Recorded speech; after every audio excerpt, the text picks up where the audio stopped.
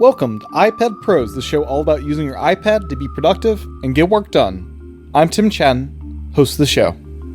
Microsoft has the best calculator on iPad. So Microsoft is completely free. That's the first thing. No ads, no in-app purchases. It has algebra, fractions. It has every scientific program I can think of. And so you can scan, like in Photomath, which is a really popular app I know students will use on iPhones, where you can scan a problem and it'll tell you how to do it. It has that functionality in there, as well as drawing. So it works with Apple Pencil. You can draw out your problems, and it will recognize the right handwriting and give you the answer based off of that. And then it has your normal scientific calculator functionality, which is amazing. If you need a calculator on iPad, I really recommend taking a look at it. Welcome back to another episode of iPad Pros. I'm excited to bring you the first part of a lengthy discussion I had with Jonathan. Jonathan is a 10th grade student up in Toronto, Canada, who gets all his work done on the iPad. We discuss what this was like before the pandemic and now in the pandemic with virtual learning. He also runs a relatively new YouTube channel, and in the next episode, we will discuss the workflows and tools he uses to get those videos done on the iPad. Before we dive into the discussion, I just want to thank everyone for downloading and tuning in to this episode. If you want to support the podcast, you can do so for as little as $1 a month over at patreon.com/iPadPros. Every dollar really does go a long way in helping with the production of this podcast. If you currently have in the past supported the podcast there, you have my great thanks and gratitude.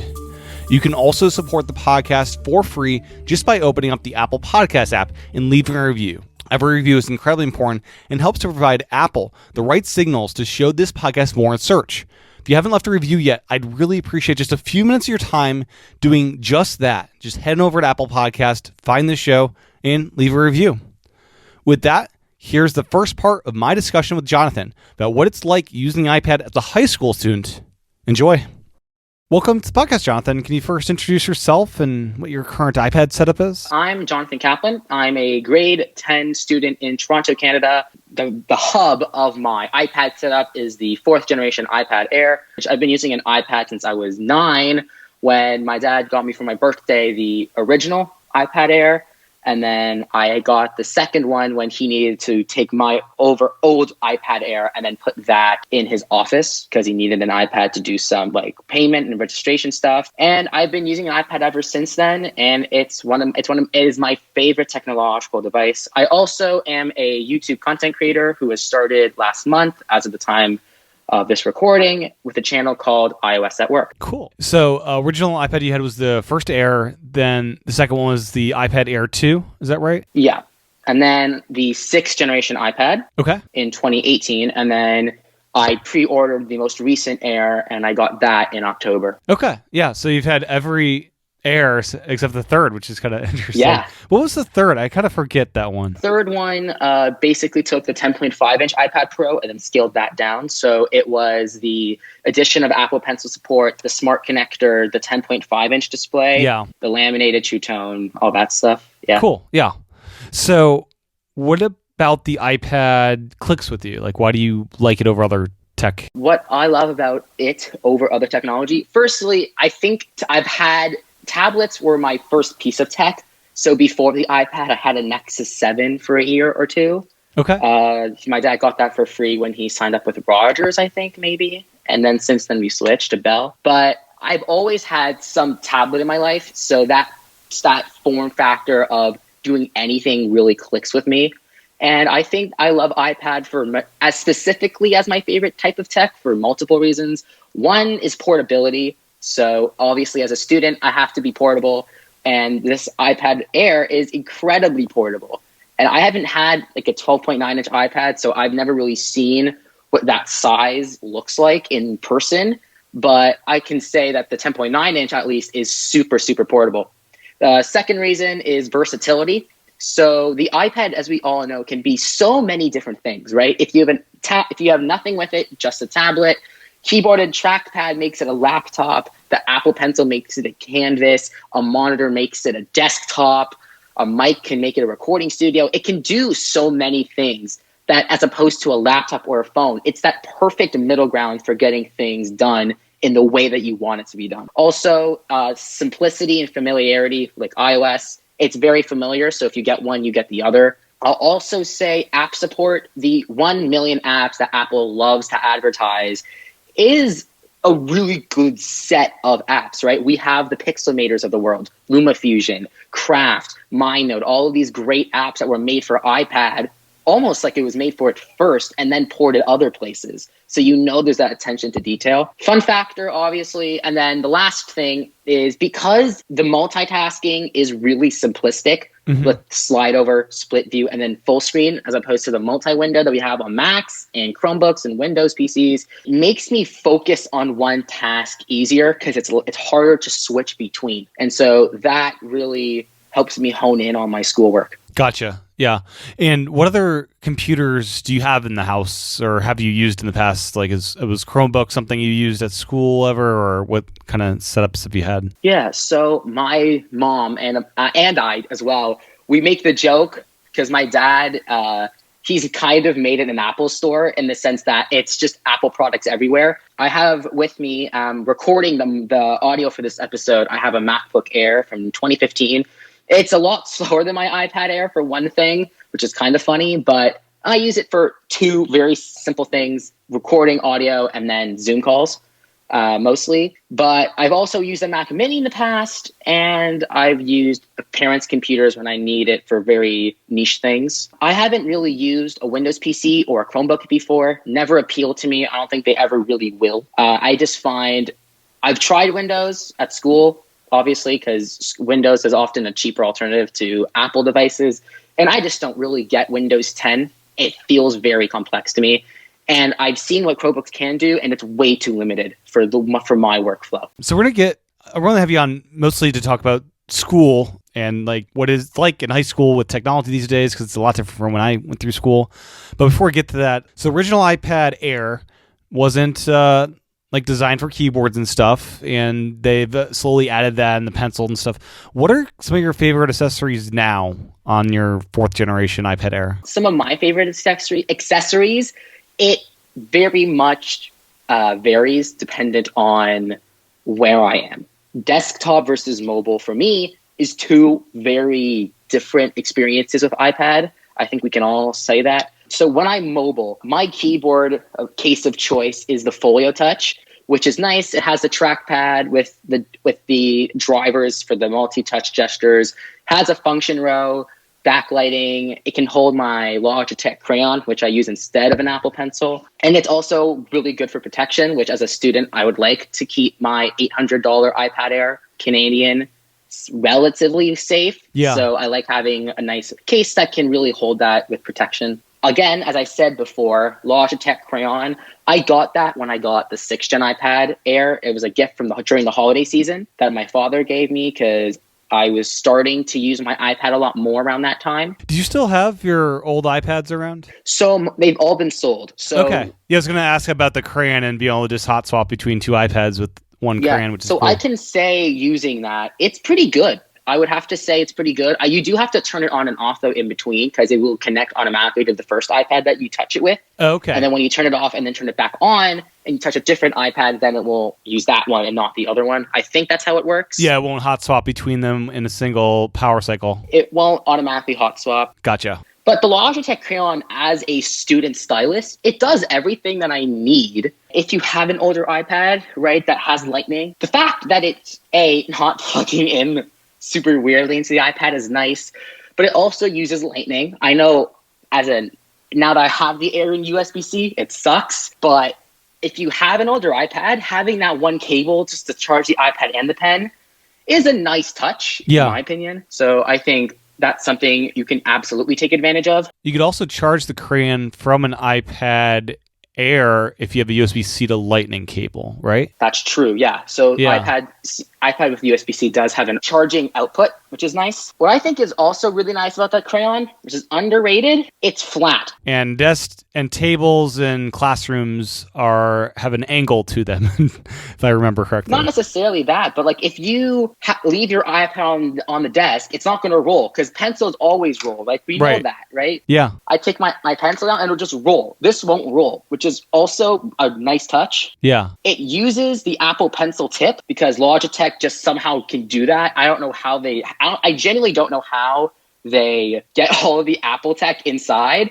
But the tilt is really useful. I've tried other styluses in the past. Not having that tilt, especially for annotating documents and highlighting, is so annoying. It sucks.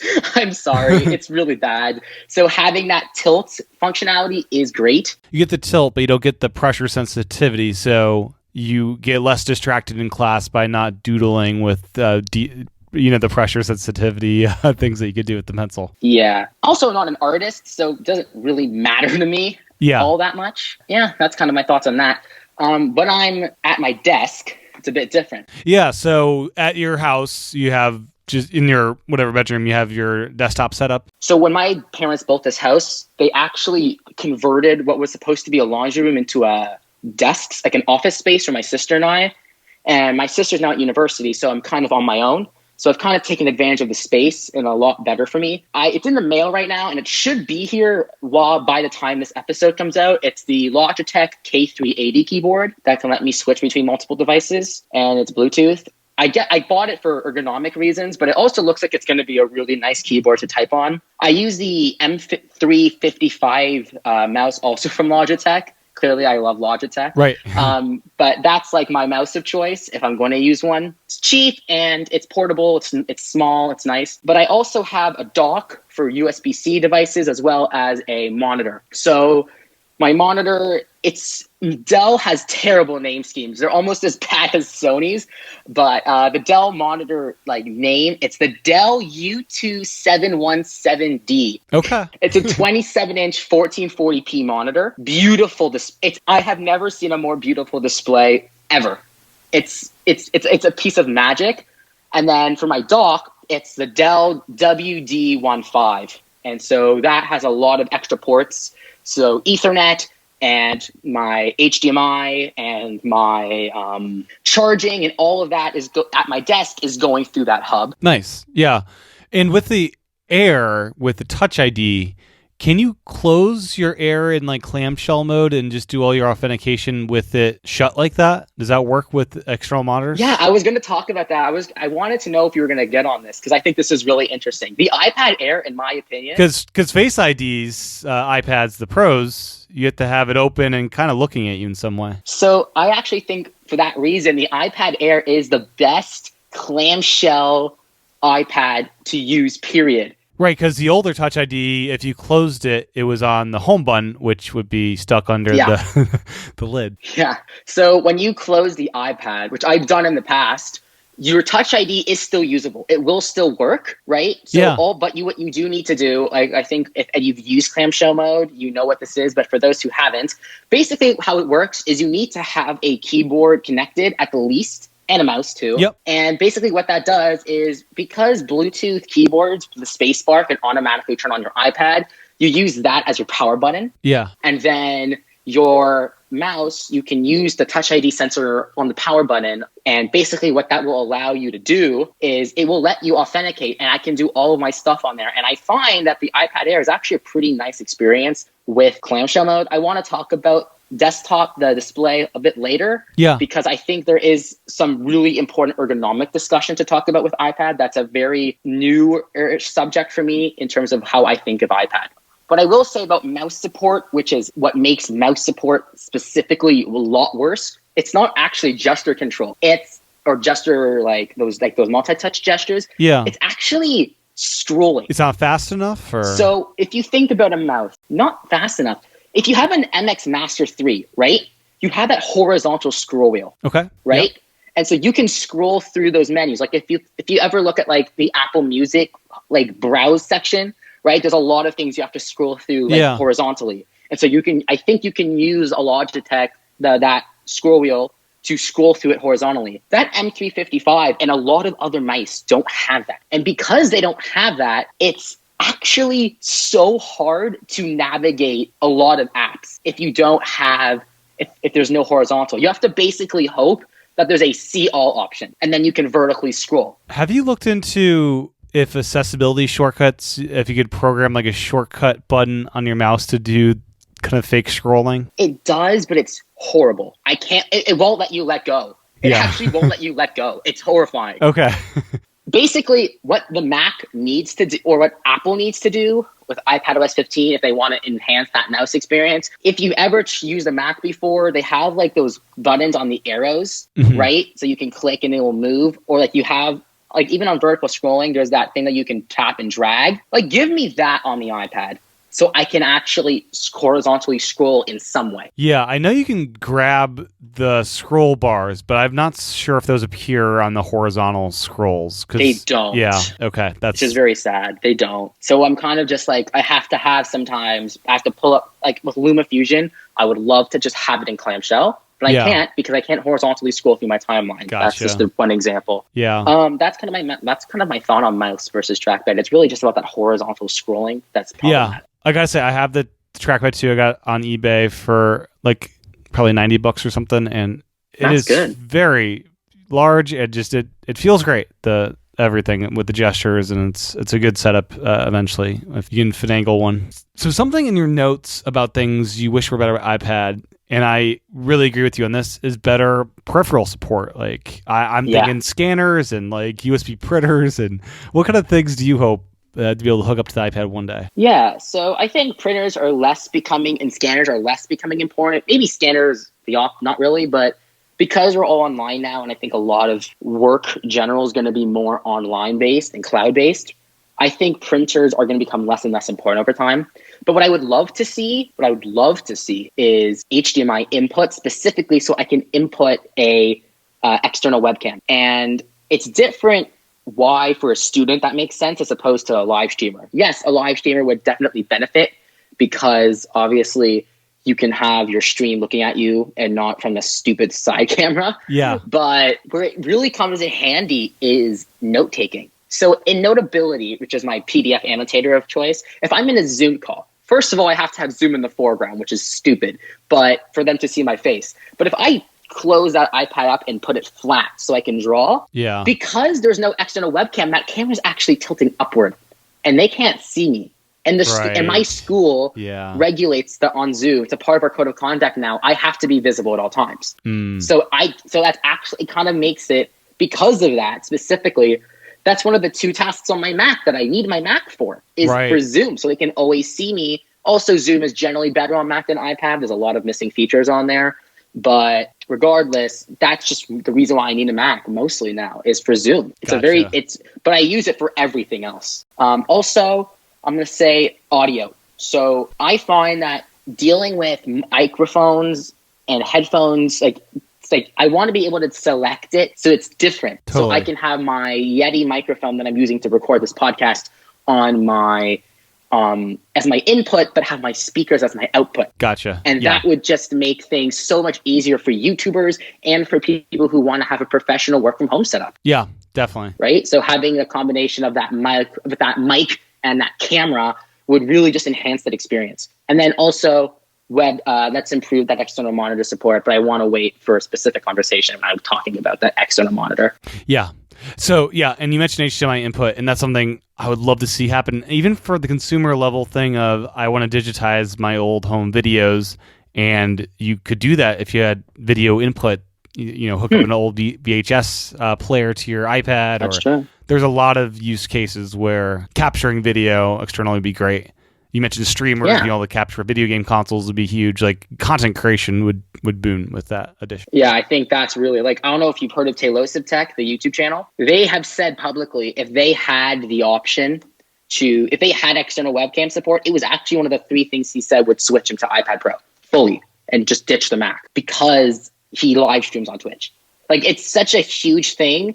I think you would have a big amount of sales that fall if you just said, hey, we're going to let you now have external webcams. Yeah. I think it's a pretty simple thing to ask, too. Like, I don't think it takes, I don't think, even the audio, I don't think it's that hard to just enable it. You've done it on the iPad, on the Mac, sorry. So it should be pretty easy to port. So you meant ergonomics. What about ergonomics frustrate you on iPad right now? Yeah. So this is where I really want to talk about the monitor. So when we got trackpad support, right, that for me and my dad, who I was talking about this with before we recorded, the iPad now with a trackpad or mouse with a keyboard compares best to a traditional laptop, the Chromebooks, the PCs, the MacBooks. Why is that? So obviously you're not touching the screen as much because you're like on the mouse and keyboard and you're scrolling through. But A, tables, and B, eye level. So when I'm on a Mac, what I've recently learned that what you're supposed to do with ergonomics with your screen is that screen is supposed to be eye level. And obviously with an iPad, even more so than a MacBook, you're looking down, your neck is down. And that puts a lot of strain on your neck. And I've been getting like crazy amount of neck cramps in the last few weeks from it. Also with tables, and this is why I bought that K380, is if I'm writing a test and I'm on the table, if my table is too tall, my shoulders rise even more so. And that's also painful. And if I'm writing like that for 2 hours, which I do have to do sometimes for tests, they're 2-hour tests, it's terrible for me on my shoulders. I have to like do like an hour walk and like stretch for an hour just to get all of that pain out. So it's fine. It's catched up, but that giving me that external monitor support in truth will just benefit me ergonomically. It'll improve the ergonomic lives of anybody who uses a monitor with their iPad. Definitely. Yeah. I've started using the Hoverbar Duo when I'm using the iPad. I have the Magic Keyboard, but I'll pop it off and put in there for extended sessions for that better eye level where it can actually be at eye level. And I'm primarily just using keyboard and trackpad at that point, and it's perfect. And you can set it further away from you, which is better for your eyes, not having such close vision all the time, relaxing your eyes a bit. But yeah. It's also at that bigger screen too. Like if I have a bigger screen, like my eye doctor has said I have to stop using my tablet so much because the iPad so much, because what happens is that smaller screen hurts your eyes, like it strains them. Yeah. And so having a bigger screen, it's relaxing it. You're not really straining and squinting. Totally. It would just improve the lives ergonomically. And that Hoverbar Duo, as well as like Studio Dock, I think in some ways those are the best iPad stands, not just because of the Studio Dock's connectivity, right, which is insane. And that thing is amazing if you buy it. It's like if you have the money to go for it, go for it. But with us who don't have that, it's like Hoverbar Duo. That's going to make your eyes better. It's going to make your whole body better. It's a really neat purchase, I think. I think it's worth it. Yeah. I might buy it at some point. Yep. I mean, the smaller the screen, the more likely you are to inch in, getting closer to it. And that's not your ciliary spasms, doing extended close-up time with screens, like, or books or anything. So it could be an issue. And so hopefully that external monitor support that we've been talking about will finally hit this year with iPad OS 15, and we'll have like extended desktops, and it'll be a really groundbreaking thing for iPad to do. So let's dive into school in 2021. So when I was in high school, it was 2002 to 2006, and this was the era of Windows XP. And the Mac had not yet switched to Intel. That would be in 2006, I believe. Yeah, that's when my dad switched to Apple. Yeah, that's when I switched to Apple as well. I didn't have Mac until 2006 for college. And we didn't have iPhones or iPads yet. And computers in school were relegated to computer labs. And you'd probably get in trouble if you tried to bring a computer into the classroom. And it's pretty much all paper and pen based. And we turned in homework by printing out our stuff or writing out stuff by hand. What's it look like today, pre-pandemic, and then obviously we'll talk a bit about the pandemic life of virtual learning? What I think is interesting, and this is what you wouldn't expect, it's insanely divisive. Okay. Right? So you will, dependent on it's honestly like age dependent. So if on the teacher or the teacher, the teacher, okay. So I have my school is very weird. So my school, I have to do 11 subjects a year, which is in Toronto, the average is like 8. So I'm doing a lot more schoolwork, obviously. Yeah, I remember having eight periods was a common thing It's when I was 8 periods a day before the pandemic, but 11 courses overall. Okay. And it wasn't semestered. It was all at the same time. So what would happen is, dependent on the teacher, most teachers are fine with you using technology to write up your notes and stuff, but there are a very good number of teachers who, if you are in person with them, you're handwriting everything. iPhones or any phones in a basket, your computer's in your bag, you are handwriting everything. Tests were always handwritten. That hasn't changed until like the pandemic. And I will say that it's a bit different for me. I have a IEP, and that IEP allows me to use the iPad for everything. So I've never had to worry about switching to pen and paper. Yeah, I was going to wonder, if you did, would you find some way to digitize your paper notes and just throw them away and add them through your iPad that way, probably? I can't answer that, though, because what would happen pre-pandemic, because most students were doing things, if it was a worksheet based, everything was hand. Like they wouldn't send the worksheets most of the time. I would have to scan it and then give back the document to the teacher so she can give it to another student. Yeah. Just environmental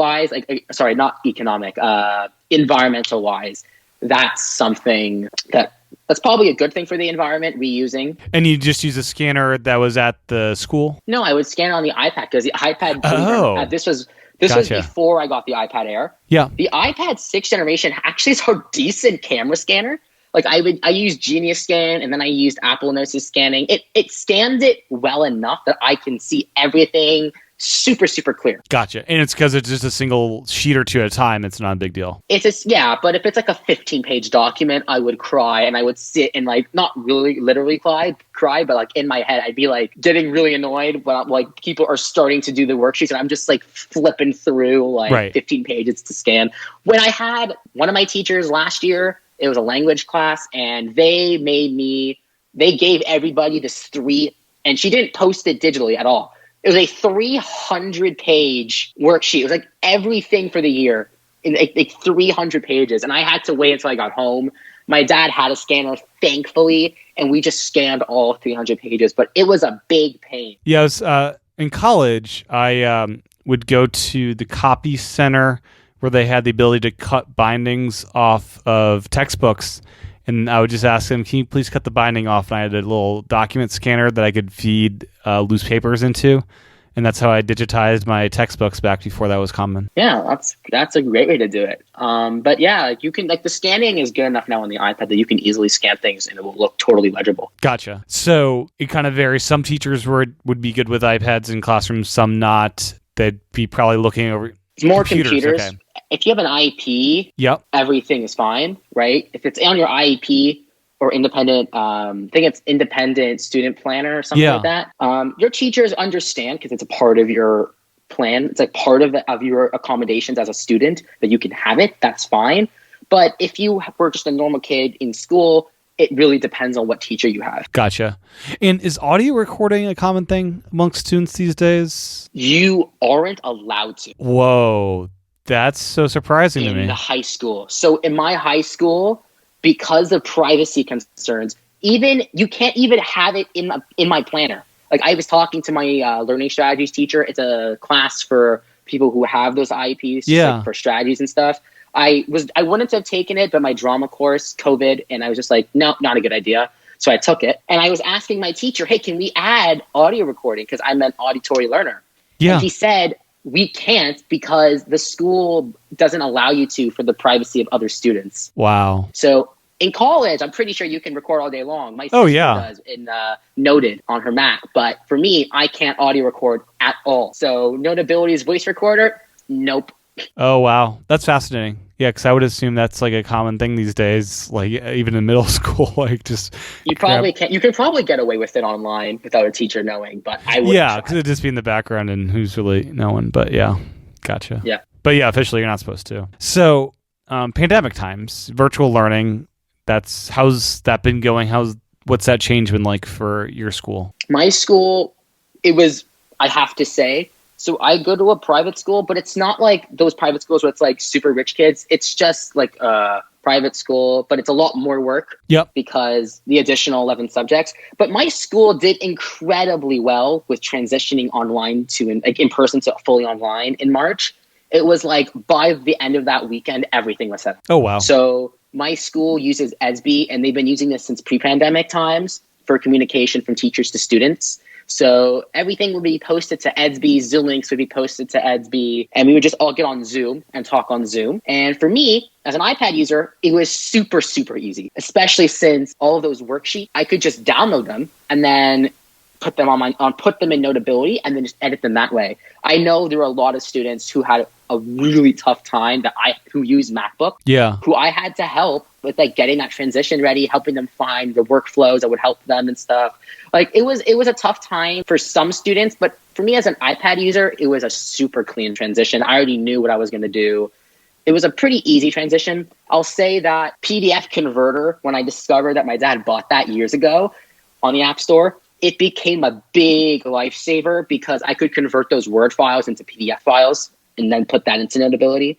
Okay, so I saw that on your list of apps. So that's the use case. Someone sends you a Word document and then you can convert it without... Which I absolutely hate. I hate it when teachers are like, I know for if you're using a Mac, it makes more sense because you can just like type on it. But like as a person who uses an iPad, PDFs are like the best friends of iPad. Totally. It's like the best file type just to have on there. Whereas Words, because you can't annotate Word. And your school doesn't give you a Office 365 subscription? No. Okay. I have one because my dad bought one for family, and I don't use it. Okay. Because I was going to say, you could just load the file up in Word and export it from there to PDF as well. Yeah. My teachers have an Office account. They all have it, I think. Yeah. But I think, and I know this is a thing we're going to talk about later, G Suite, or now Google Workspace, I think it's called, has now absolutely dominated the high school marketplace. Okay. Yeah, we'll have to dive into that because I know it's very popular. And I'm curious, too, computer labs, are those a thing in your school? Like, it's very dependent. So there is a ComTech course in our school.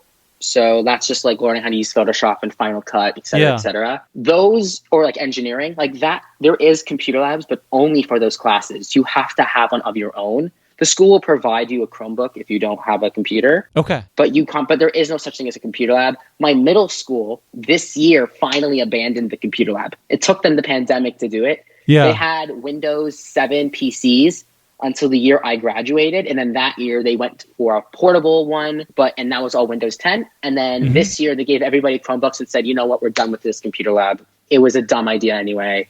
Here you go. I always liked the computer labs just as a quiet place to work in front of a nice big monitor. I even with laptops and stuff being a thing. I'd go in there in college even just working in a computer lab with my laptop in the center of the room just 'cause it's nice. It's like a library almost that way. And my school has a library, and there are computers there for people to use because their printing system, you need to use one of their computers to do the printing because it's all over USB. And people will work off of it. It's a quiet space. It's a nice sized library, and you can get your work done, but it's closed for COVID reasons right now. Makes sense. Yeah. So when you were going to school, did you find the iPad could last on a single charge all day? Yeah, it doesn't. Believe it or not, I believe it because if you crank the brightness, which you might need to do in certain lighting situations, you can kill an iPad in less than a day.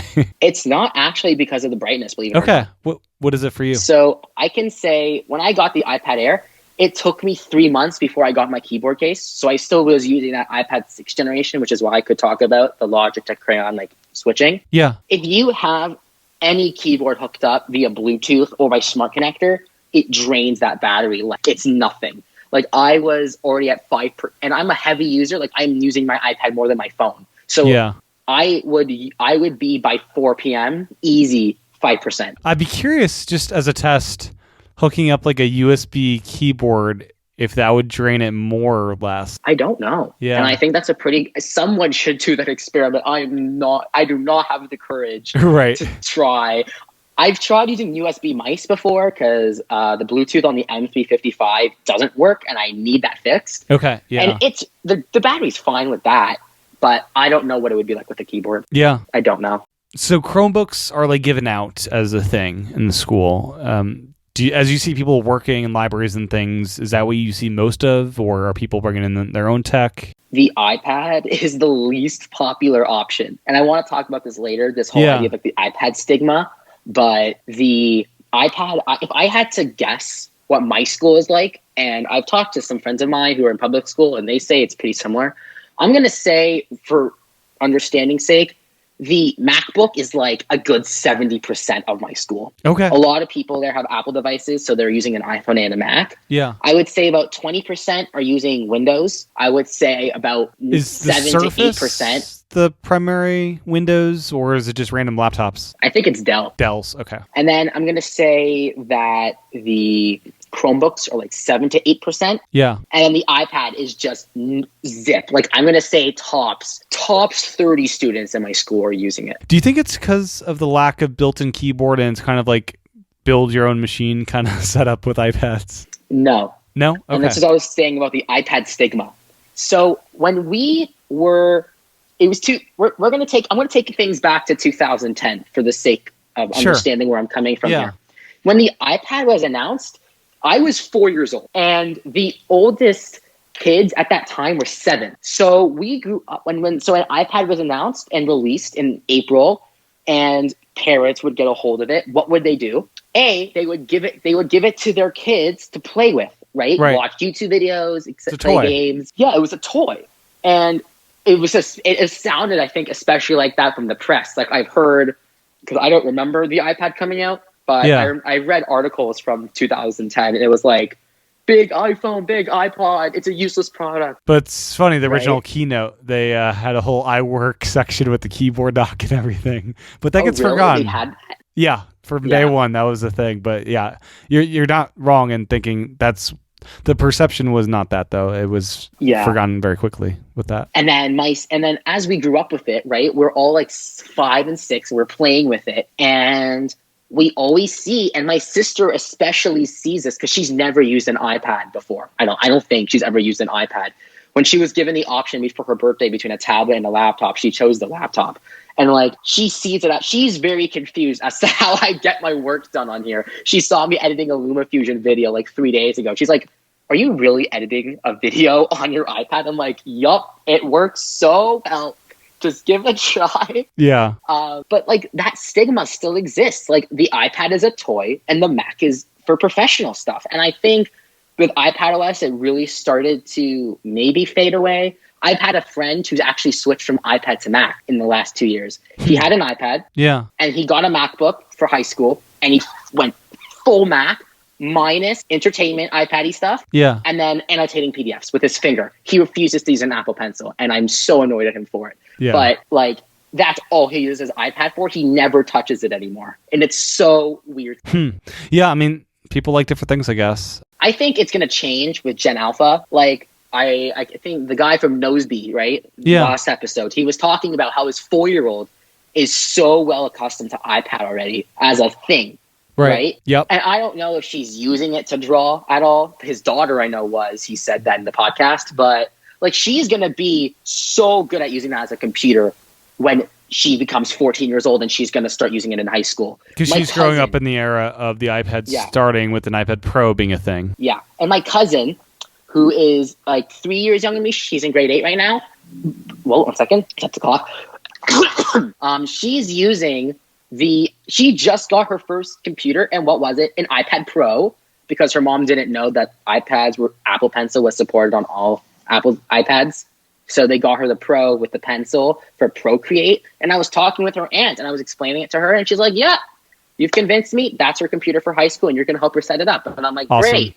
So like, she's not that much younger than me, and I think there's such a big difference between 2005 and 2008. I think there's enough of a difference. Gen Alpha is really, I think, where iPad is going to find its home. I think it's going to be hard for Gen Zers to do that, but we'll see what happens. I'm very curious what the future will be for iPad amongst the kid population. Yeah.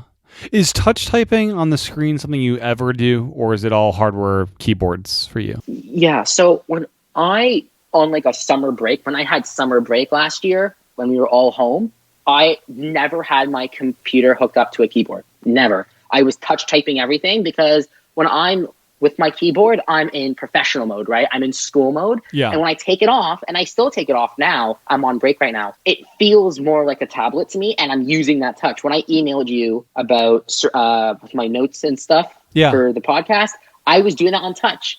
I do my LumaFusion edits sometimes with touch because it feels more interactive sometimes. And I don't, by the way, I never pretty much edit with the full screen keyboard. It's always in that condensed keyboard for Ergonomics. It's so uncomfortable to type with like a big keyboard like that. Will you do swipe typing at all on that thing? Swipe typing. Yeah. It's all swipe typing. Although I do it less on my iPhone, which is odd. Yeah, that is kind of peculiar.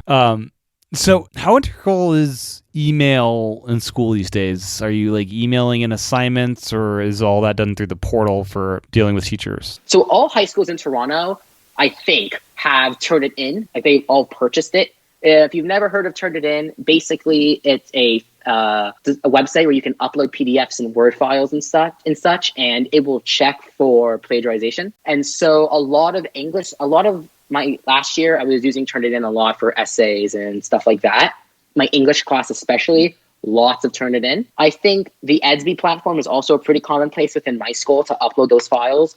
But I have one teacher this year, and it's the most annoying thing ever because he doesn't use the school email. He has his own personal email that doesn't always get the emails. It's the same teacher where it's like I'm typing for 2 hours on his tests. Yeah. Like he makes us go through his email. He refuses for Edsby. If you send it to his Edsby, he doesn't consider it handed in. Like you have to use this specific email address. Which isn't school owned? Which is not school owned. You'd think the privacy concerns would be there for that teacher. Yeah. And it's just like, I'm like, I don't know. It doesn't always work. Like there are kids who will have to wait 20 minutes after class to send it in because his email address doesn't work all the time. And like, I'm like, if you just send it through Edsby, it will always work because you have a confirmation when you submit it. Yeah. But email for me isn't really that common with my high school. We get newsletters from the school through email and we get that kind of thing. But I think it's more still teacher-oriented email. It's with Gmail. I think teachers are more directly talking with each other through that as opposed to Edsby. But I think a lot of teacher-student communication is happening through Edsby for me. Google Classroom probably for students. I think email in high schools amongst students is dying almost as fast as Office 365 is. Like it's very fast dying out, especially in COVID too. Right. Especially in COVID. So this SB portal thing, how does that play on the iPad? That's just a website you go to, or is there an app as well? There's an app and it's trash. Okay. Yep. So there's a website and each school has their own unique beginning. So it's yourschool.edsby.com. So that's just how it works. And then you log into your portal and you have all of your classes in the sidebar and then a bunch of groups, kind of like Slack groups that you've subscribed to, then you can talk with, kind of like a Discord server in underneath. And then you have a river up top, which will just give you school announcements. You have a calendar if you want to use it on the right. And then in the main middle column, it's your feed. So your teacher's Zoom links, your teacher's handouts, and then you can specifically click on a class and you get more information guided to that class. So it's a very neat idea, but the speed is super lackluster and the iPad and iPhone apps are terrible. My school does its report card system through this platform, which is, I think, a neat feature that it has, but you can only open it through the website, not on the phone and not on the iPad app. And it's infuriating. If I could show you what it looks like, I would, because it's horrifying. Like even on an A14 chip, it will take 10 seconds to load a class. It's mind-boggling. That's bizarre. But yeah, thankfully Safari handles everything in there nicely. Better than you'd think. Better than I would think, but it's still not great. What's kind of your core set of apps you rely on to get your schoolwork done? Yeah. So this is partially where I'm trying to find my groove, but I can say the ones that I know for certain I can mention here. So Notability, as I said, is my PDF annotator. I can't do math or science without it. It's such a powerful app to use. The one thing I would say, if Ginger Labs is listening to this podcast, I know you love your multi-note. I heard it in the episode on this podcast, but please give me the ability, at the least within multi-note, to have the same note in that side-by-side, because when I was using Apple Notes, it'd be so helpful to reference that note on one side and have the PDF to fill out on the right. Yeah. That's a really neat thing that you should enable. And it would make a lot of that work easier for me and probably other students who use Notability. With Notability, it's purely PDF annotations, or do you also do handwritten notes outside the PDFs themselves? Yeah, so that will be my handwriting space, but I don't do a lot of handwriting, really. Yeah. If I am, it's likely with Scribble. And I think the Scribble feature is so underrated. It's so nice to have, especially Notability too, if I want to have like a text box. Yeah. Like I think Scribble, I know it has a lot of hate for it's so limited in its use case because there's not a lot of space to write it. Sure. And I think it could use a bit more refinement, but it's a very nice feature to have on iPad. Cool. Yeah. What's the next step? MindNode, and I'm basically using MindNode for brainstorming ideas. So if I have a project, I'm going to break it down in MindNode, figure out, okay, what are the details for this? I use it for my YouTube too. If I'm feeling like that's something I want to do, I will just break down my video into a mind map. As I said before, PDF converter, self-explanatory. I'm converting anything that needs to be converted into a PDF. I use Shift Screen. I only discovered this in the last few days, and I know that I'm going to be using it. So if you haven't heard of Shift Screen, I'm going to pronounce it for you, so it might be hard to hear. So SHIFTSCREEN. So what this app will do is it uses the external, it's a browser, but it's only for external monitors. So if you plug in an external monitor, first thing it will do, full 16:9 instantly. So it covers the whole display, and then you can add windows into Shift Screen. If you go back to episode 83, I did interview the developer if people want to dive deeper into what this app is all about. But yeah, continue on with how you use it and what it's all about. Yeah, so where I think I'm going to use Shift, it can you can have it's all web apps. So I will have the web version of Google Docs on there if I need to use Google Docs, so that I really wouldn't. And YouTube Studio I will have on there too. And you can manipulate it kind of like an iPadOS multitasking. You can have 2 separate desktop windows, quote unquote, and have 8 tabs, 8 different windows open within one desktop. It's super powerful. It will work with slide over stuff. And where I'm going to probably be using it is if I have to Zoom on my iPad, which I don't love to do, but if I need to, I will have Zoom open in split view with Shift Screen, and have Shift Screen on the monitor and have it in the smallest column because I can still manipulate it that way. And I will just have the stuff that I need that is a web app there, and then have my Zoom on the iPad. Next is Calendars 5, which is my calendar thing. I use Google Workspace, although I really hate it and I wish I didn't need to use it. But if I'm doing anything collaborative, I'm using G Workspace. iWork is where I do my work as opposed to Google Workspace or Office. I like iWork on iPad. Reminders is my to-do list. Microsoft has the best calculator on iPad. You can fight me with this. So Microsoft is completely free. That's the first thing. No ads, no in-app purchases. It has algebra, fractions. It has every scientific program I can think of. The only thing that it's missing is keyboard support. But for what it is, the fact that it's free and I can do all of that functionality. They have a website too, which is what I think it's coming from. What's the app called? I think it's called Microsoft Maths Solver. Okay. So Microsoft and then MATHS and then space SOLVER. Okay. And so you can scan in Photomath, which is a really popular app I know students will use on iPhone, where you can scan a problem and it will tell you how to do it. It has that functionality in there, as well as drawing. So it works with Apple Pencil. You can draw out your problems and it will recognize the right handwriting and give you the answer based off of that. And then it has your normal scientific calculator functionality, which is amazing. If you need a calculator on iPad, I really recommend taking a look at it. Edsby, as I said, and then Focused Work, which is a really neat app made by a guy named Michael Tygas, I think is how you pronounce his last name. And it's a productivity manager. So when I was in school, biggest piece of tech that we brought in the classroom were the Texas Instruments graphing calculators that were $100. Are those a thing still in math class? Do people get those? Yeah, so we don't use graphing calculators. There's an app. I think it's a website called Desmos, and I can say this because I just did grade 10 math, so I can tell you what this is. So it is a graphing calculator. You can input your X and your Y, and then it will tell you the chart, and you can expand and out expand. And they do have an iPad app, so you can use Desmos with it. And it's a nice app. Yeah. I think it works a bit better on the website, but it's good enough on iPad that I got by with it. Okay. And the hardware is not a thing anymore. People don't at least in your school don't do this, because that would be a thing. We'd bring the graphic calculators to test, and you need to use it for certain problems that kind of showed that you understand how to use the calculator almost. Yeah. So I haven't had to use a graphic calculator in person because my math class was all online. So the way my school works is I have 2 classes in the morning, and then I have 1 in the afternoon. And then that morning would rotate between 2 cohorts right now. And then that afternoon class is all online every day. And my math was that all online every day class. So I was always using Desmos for that. So I don't know what it's like in person. I'd assume we're using Desmos because it's easier, but I haven't seen graphic calculators at my school at all. Well, where can people find your YouTube channel? Yeah, so if you want to find me on YouTube, I'm at iOS at Work. I recommend filtering by the channel to find me. If you want to find me on Twitter, I'm at iOS_at_work. And on Instagram, I'm just at iOS at Work, all one word.